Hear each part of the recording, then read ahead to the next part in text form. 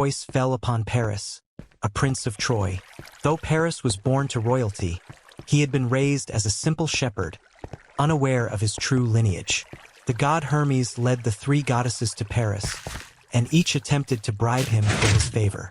Hera promised him power and rule over all the known world. Athena offered him unmatched wisdom and skill in battle.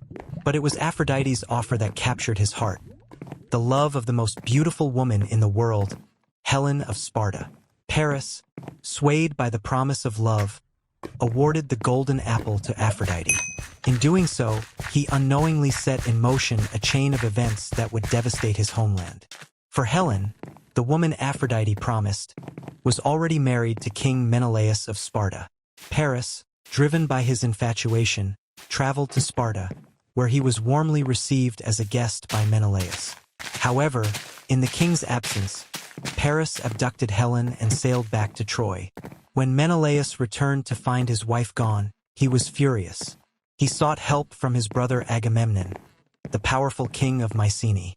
Together, they rallied the Greek kings and heroes, forming a vast alliance with one goal: to bring Helen back and punish Troy for Paris's treachery. Thus, the Greeks set sail with 1,000 ships, and their journey led them across the Aegean Sea to the gates of Troy. But it wasn't just a mortal conflict. The gods themselves were deeply invested in the war. Aphrodite, having promised Helen to Paris, supported Troy. Hera, enraged at Paris for favoring Aphrodite, sided with the Greeks. Athena, too, lent her wisdom to the Greek warriors, seeking to see her chosen side victorious. Zeus, for the most part, remained neutral, though his decisions often influenced the course of the war. The war dragged on for 10 long years. Heroes from both sides fell, and the mightiest of them all, Achilles, would become both the hope and the despair of the Greeks. The gods themselves fought and schemed, their divine interventions shaping the battlefields below. The war wasn't just a clash of armies, but a cosmic struggle where the destinies of both gods and mortals were intertwined. In the end, the fall of Troy was inevitable.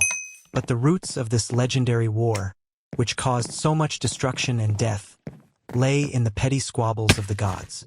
It was their jealousy, pride, and ambitions that fueled the fire of the Trojan War, leaving both men and gods to bear the consequences of their choices. And thus, the war that began with a golden apple and a goddess's vanity became one of the most famous stories in history, a reminder that even the gods are not immune to the chaos they create, and mortals are often the ones to pay the price.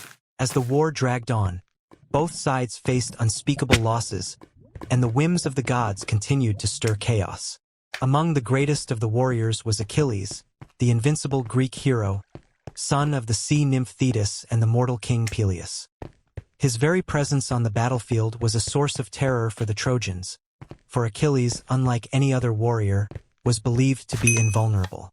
Legend had it that when Achilles was a child, his mother had dipped him into the river Styx, rendering his entire body impervious to harm, save for one small part: his heel, where her hand had held him. But despite his near invulnerability, Achilles had a fatal flaw: his pride. It was this pride that would ultimately lead to tragedy. As the war reached its midpoint, Achilles had a fierce disagreement with Agamemnon, the commander of the Greek forces.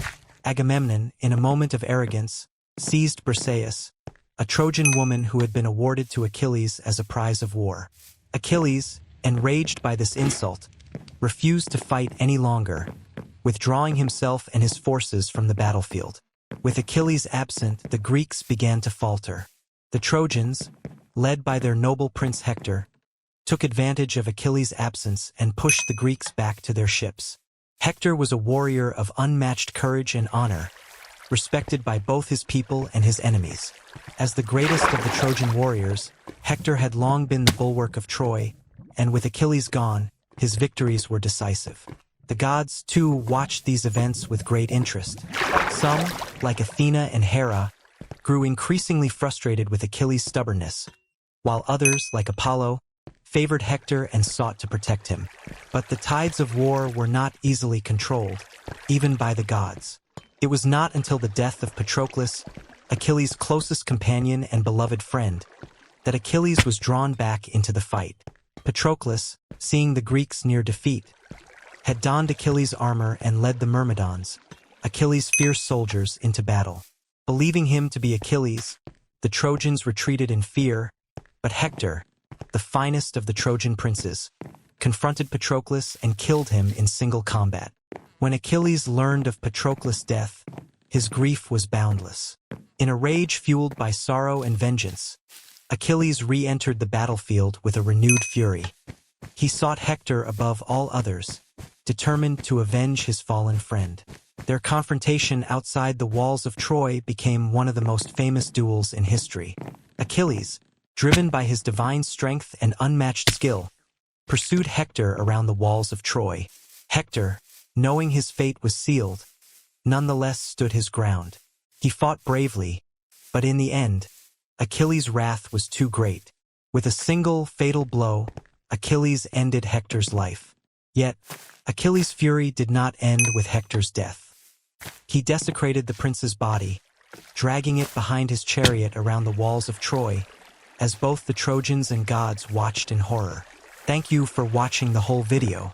If you find it interesting, please give me a like and subscribe to the channel.